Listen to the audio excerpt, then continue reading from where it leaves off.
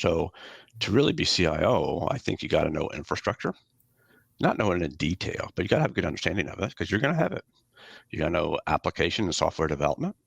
You should know e-commerce, how to generate revenue, and you should understand project management and programmatics type things. So you should probably have some experience in all those at a tour. And when people work for me, depending on the organization, we'll get succession planning in place, and I'll start moving some people around so they can get those experiences. And it's kind of tough for them. And if you fail, you fail. Let's be realistic. Yeah.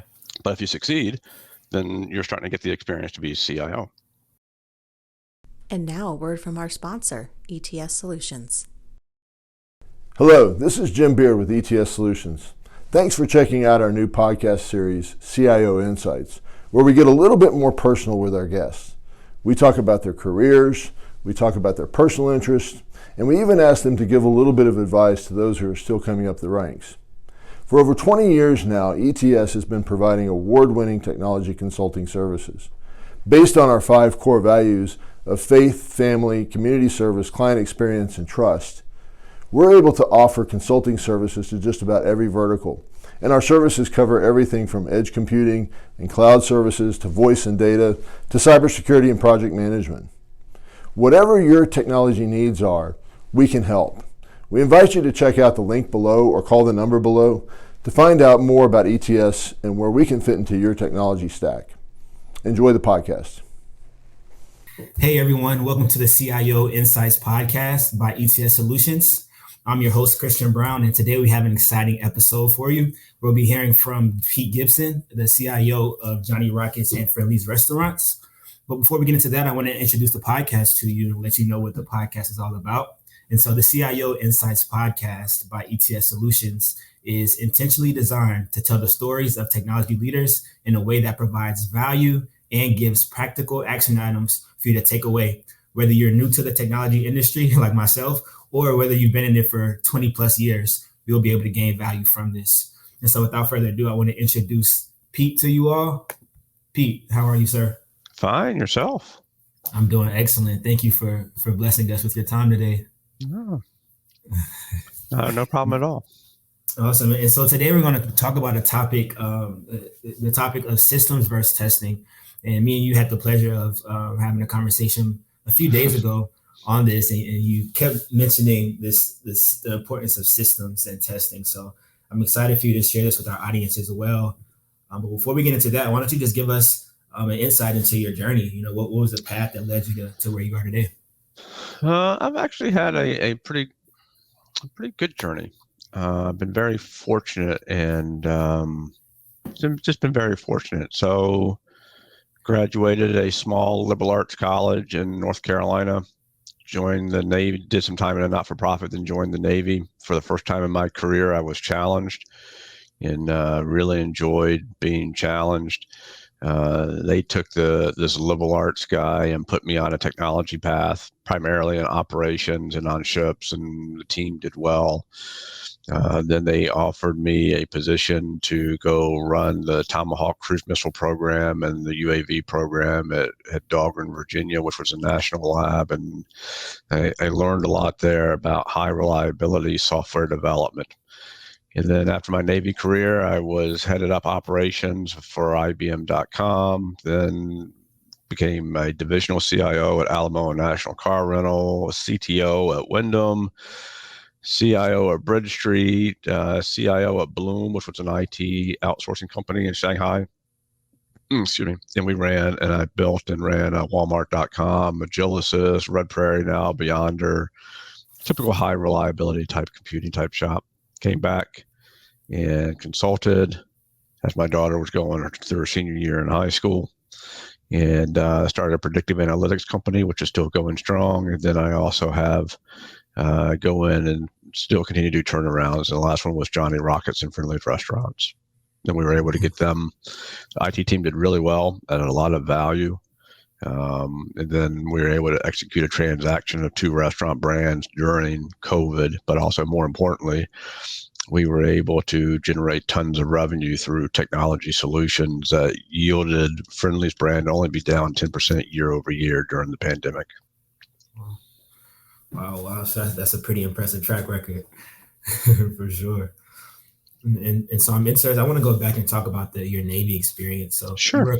you were a commander in the Navy. You Correct. spent some years doing that, and I'm sure you gained a wealth of knowledge from that experience. But how did that experience in the Navy prepare you for the role that you have today? Quite a bit. And as we just discussed, I came out of the operations. I was on ships the entire time, destroyers, and that was what I did. And I headed up the ordnance and electronics and computers and things like that on the ships.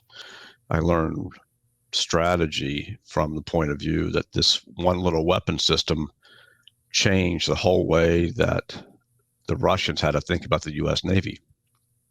Everyone talks about what's the missile, it's the weapon system. Well, no, it was kind of the application of the weapon system. The application of the weapon system was I could put this weapon system that could really do severe destruction to Moscow on every destroyer out there. And it changed the paradigm of the Russians having to chase the 12 aircraft carriers and the nuclear capable ballistic missile submarines to really having to find every asset, because every asset, combatant asset the Navy had, could do severe damage to Moscow. And so when you start looking at it in that paradigm, that has carried with me. We always look at the lower level strategic implications of systems, but as we put systems in, how do they migrate or change an entire company for the betterment and the improvement of the company? And that is what strategy is in one sense. I'm a big believer in strategy. So I'm a big believer in A.G. Loffy's P&G CEO. He has a great read and great reads on strategy that I recommend everybody reads, because you'll get everyone in the world to come in and do strategy or in a strategy role, and they'll create a PowerPoint deck and say, here's the strategy. And at the end of the day, they really have no idea what the hell they're talking about. Yeah, I love that. And that's a great segue into our next question. Sure. About systems versus testing. I know, right. Like I said, on our first conversation, we talked about that, and it's a big difference between the two. So can you talk about what that difference is? Yeah, and you'll hear me use this term quite a bit. We in the technology industry don't bring our young people up really well to understand how to develop systems. We are a product of the experiences we had along the way, and that includes developing quality systems. So let me give you an example. I read a Harvard Business School book about it was strategic use of HR. That sounded like an interesting read, 200-page read it on a weekend type thing. And in there, it was talking about where to invest. You don't have all the unlimited money for your human capital, so you got to know where to invest it. Yeah. And where does it make sense to invest it? And so it had some good approaches to it and some good methodologies. So here I was running this outsourcing company in Shanghai. I had about 20% of my people were on the bench, 20% open headcount. Company wasn't making money for 3 years in a row, profitable, but stagnant. And so then I started saying, well, we've got to do something about it. And when you're in those type of positions, your biggest purchasing decision is actually labor. How many people are you going to hire and not hire and so forth. And so I also have a strong belief in predictive analytics and so forth. So we started running an algorithm, put an algorithm together that basically says, hey, if I can hire a person and I can get 200% ROI off that person, then I want to hire it in-house. If not, then I can the HR team can hire it off the street real quickly because the resource is readily available. And then we were able to plug it in. And when you have all the metrics in your systems that are in the HR system, rec open, rec close, you can figure out the duration via skill set that takes HR to go hire somebody. So we put that in. We also put in our retention rates for all the different skill sets. What do we have high retention rates on versus low retention rates on it? We also adjusted that a little bit based on bonus and non-bonus and so forth. And so we ran this thing. And you know something? It worked. And so every month, the CFO, the head of HR, that had this bright young guy that would run the algorithm, and we would sit down and we would look at it, and then we would spit out all what we needed to hire through this, and then we do a rational check, like, do I really want, one 3 PHP. No, let's be a little bit more conservative. Let's go 2 PHP. So you got to watch the algorithm a little bit. And then we would put it out. And next thing you know, we only had like 8 open headcount. And what really really piqued my interest was, besides getting our labor buy under control, what really got interest me was that our customer, we had a new group in, and we did developing their system for them, and they needed 30 people to work on their software development. And so we put the team together, and I think we were about 75% done in 2 weeks. And so we would do customer reviews, and I always ask the customers, what can we improve upon? But what do we do well too? So you always try to do a balanced approach. What do we do well on? And they would say, what impressed us the most? How quickly you could hire. I never knew that book would eventually lead to customer satisfaction. So it's a very long story to say that you read a good book, some good concepts, but where a lot of people miss it is they read it and they put the book down and say, oh, that was pretty neat. But they won't take 1 or 2 things out of it and try. Yeah. So on that topic, what are let's say 3 book recommendations that you would give to an IT leader? Good question. So I'm going to tell you one. One is the handbook of software quality assurance, and I'm looking at my bookshelf here. So I'm looking at which is just a primer I had back 20 years ago on how to develop software quality assurance. But what it also does is a very good grounding of metrics in software development. All your KPIs and so forth. And funny is almost everything we do in software development is actually measurable. Most people don't realize it, but it's very measurable. And so that's a good read for me. Yes. The other one that I like is The First 90 Days of Watkins. And he's the one that kind of tells you when you go into a new position, what you need to go do. And it's kind of geared towards the exec, but I will also say there's a lot of value in it. And so if I was to say, Christian, what are you going to go do when you get here? What is your goal number 1 when you get here? And, people will scratch their head. I hope no one's in the Air Force, because me being a Navy guy, you kind of get the Air Force salute. Okay. And, but he brings out a point that is really germane, is you need to add value quickly and as soon as possible. So he goes in, because when you first get there, you're actually a deficit to the organization. They're paying for you and you're not adding value. And then you want to get above this deficit line, and you want to be adding value real quickly. And the approach is quick wins, interviewing, picking out, managing your boss, and so forth, how to sum up, how to size up an organization, those type things. And those are all little things that come in to be helpful, little tools along the way. So I always recommend that. Another thing is, it seems like every 4 or 5 years you got a new job in that position. And those are the major ones. I do have some more technical books.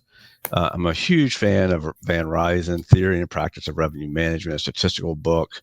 And then, of course, the typical things, statistics analysis, data mining, and data warehouse. Those are my biggest ones that I'm really on right now. I think, as you know, I have a company, but Predictive Analytics is a huge way for a CIO to add value to a company real quickly, if he knows what he's doing.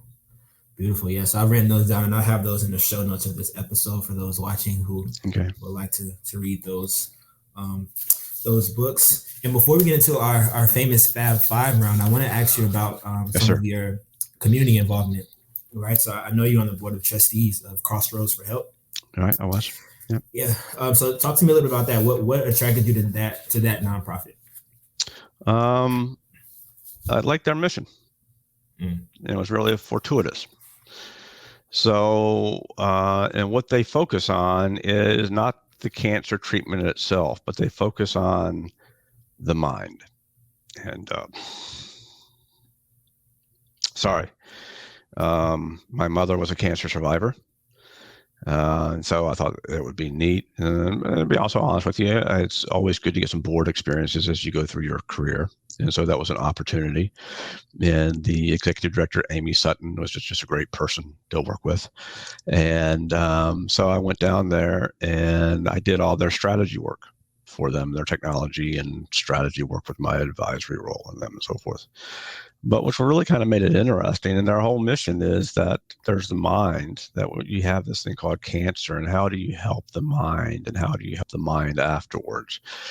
And I was on the board probably for 6-8 months, and then all of a sudden, my wife got a cancer scare. Wow. And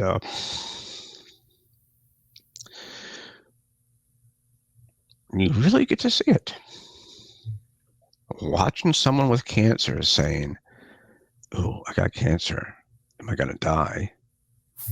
And then you're the husband and you try to help and you realize you can't really help. You're just a dumb husband. They go through a lot of emotional issues, a lot of concerns, wondering what's going to happen to their family and their children, so forth. And so I think the organization had a really good mission statement, and I was really happy and proud to be part of it. Very good, very good. Well, yeah, thank you for sharing that story. I know that it's close to home, so I appreciate you for sharing that with us. And so now we want to get into our Fab Five round, where we ask a few fun questions. Wait, man. Wait. You ready? Awesome. All right, awesome. Let's do it. But before we do our Fab Five round, I want to mention that this podcast is brought to you by ETS Solutions.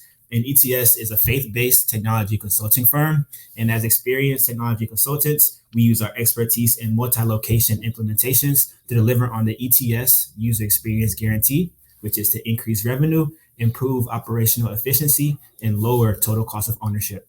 So for more information on ETS, visit etssolutions.com. And now let's get into it.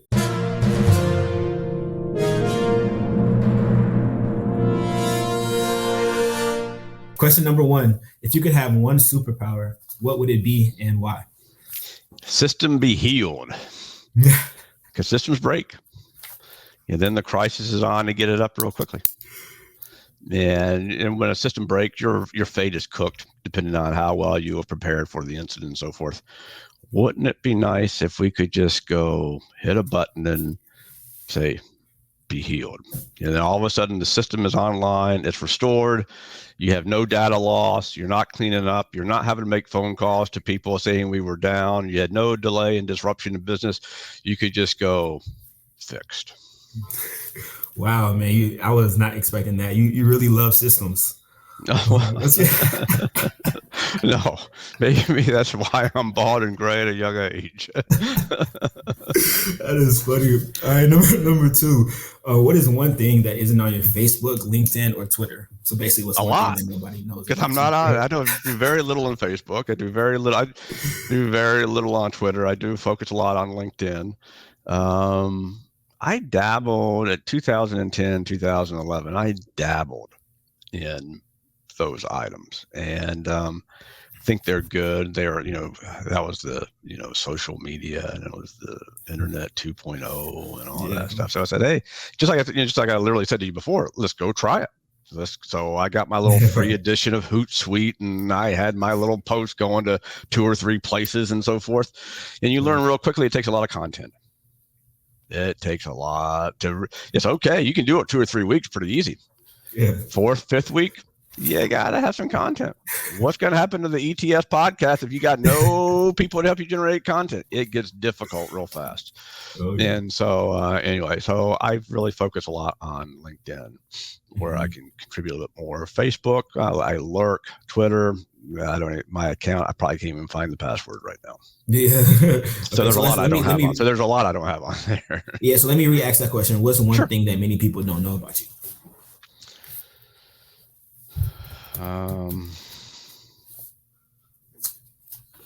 I don't know. I perceive I'm a lot softer than most people think. Okay.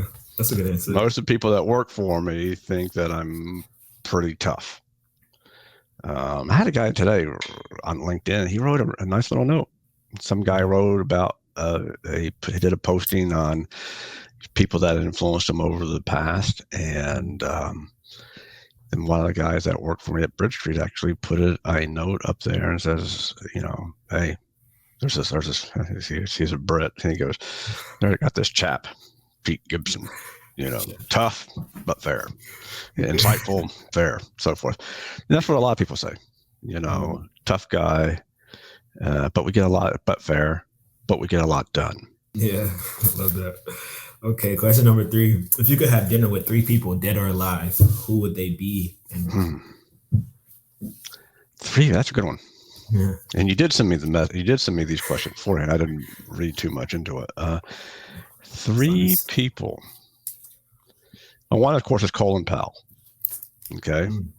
Why Colin Powell? Well, he has a belief in leadership that I kind of believe. You're there, we call it servant leadership, but he's there to help you out, believe it or not. He's there to do a job, and he's going to do the job, but he's also there to kind of help you out. And he also kind of has a belief in that you need to run an organization that people can bring you problems. And I agree with that. You've got to be approachable to bring you problems and so forth, and then you can solve the problems. So I have a firm believer in that. So I think that would be really interesting to have dinner with him. Let's see.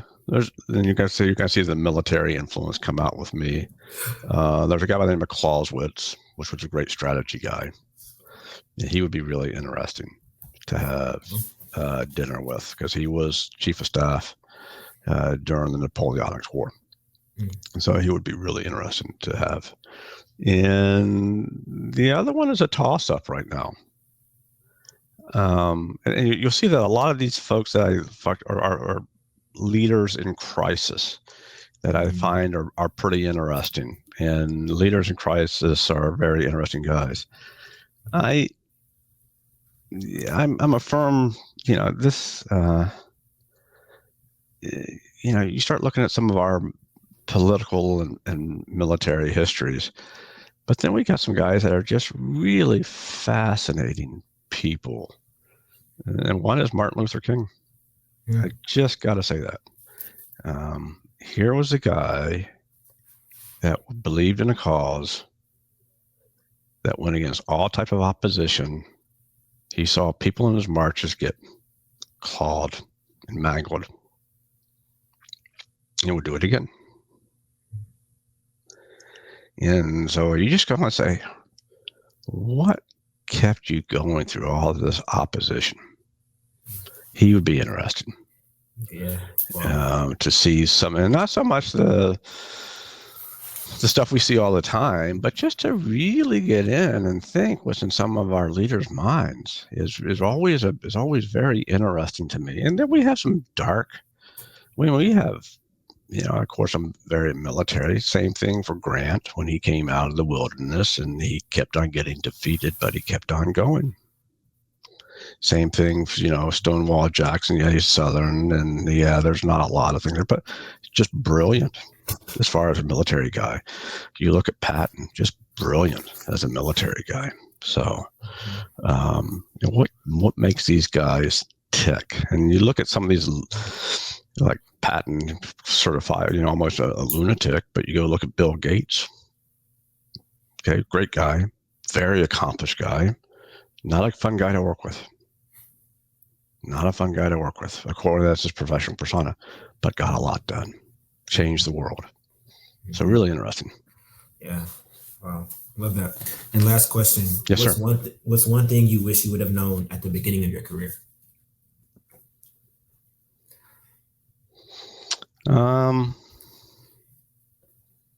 More systems?